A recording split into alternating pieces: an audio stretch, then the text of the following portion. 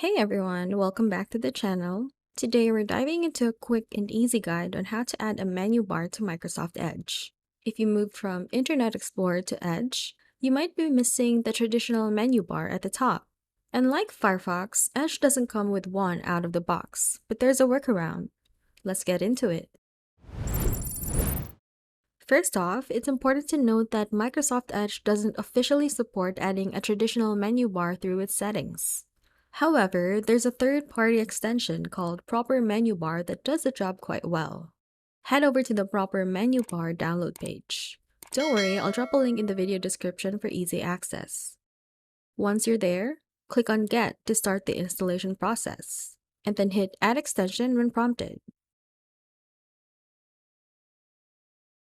After installing the extension, open a new page.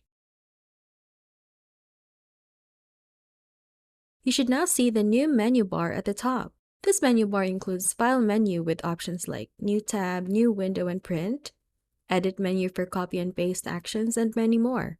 You can also customize your menu bar. Click on the Extensions button, and to the right of Proper Menu Bar, you'll see 3 dots. Click that and select Extension Options.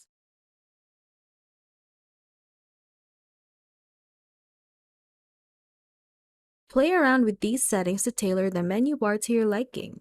If you decide the menu bar isn't for you, simply go to your extensions list, click on the 3 dots next to the Proper Menu Bar extension, and select Remove from Microsoft Edge to uninstall it.